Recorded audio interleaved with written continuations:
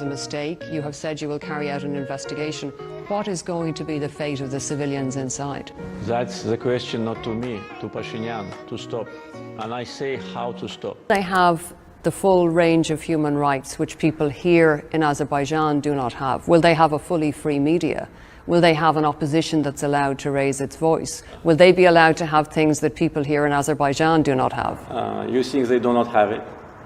Why do you think that people in Azerbaijan do not have free media and opposition? Because this is what I'm told by independent sources in this country. Which independent sources? Many independent sources. Tell me which. I certainly couldn't name sources. Oh, if you couldn't name, that means that you're just inventing the story. So you're saying the media is not under state control? Not at all. And there is a vibrant, free opposition media? Where do I see this? You can see it in the internet. You can see it everywhere. But not in newspapers? Why? You can see it in newspapers.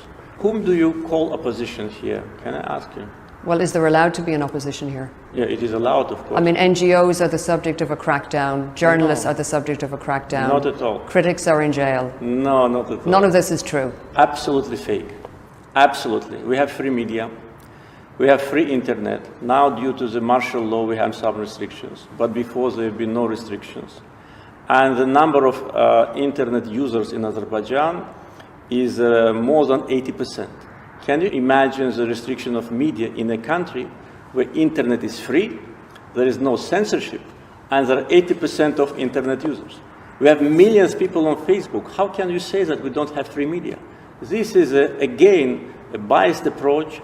This is an attempt to create a perception in Western audience about Azerbaijan. We have opposition, we have NGOs, we have free political activity, we have free media, we have freedom of speech. But if you raise this question, can I ask you also one? How do you assess what happened to Mr. Assange? Is it a reflection of free media in your country? We're not here to discuss no, my let's country. Discuss. No, let's discuss. No, President In order Aliyev. to accuse me, saying that Armenians will not have free media here, let's talk about Assange. How many years he spent in Ecuadorian embassy? And for what? And where is he now? For journalistic activity. You kept that person hostage, actually killing him morally and physically. You did it, not us, and now he's in prison. So you have no moral right to talk about free media when you do these things. Returning to the conflict, better return to the conflict, because this is not what you like. You like only to accuse, only to attack. But look at the mirror. Look, I tell many times, before coming and lecturing us, and in your question, accusing me, it's not a question, it's accusation. You talk like a prosecutor. Why? If you're so democratic and so objective, why you keep Assange in prison? For what? You keep him in prison because of his journalistic activity. I'm not keeping him in prison, President Aliyev. But you don't like this.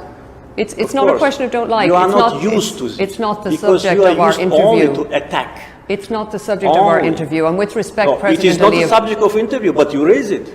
You raised it. No, you raised it. You raised the case of Assange. You said Armenians, if you don't have a free media in your country, how Armenians can live without opposition? That was your accusation.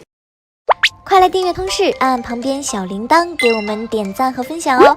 如果有什么想说的，也欢迎在下面多多留言。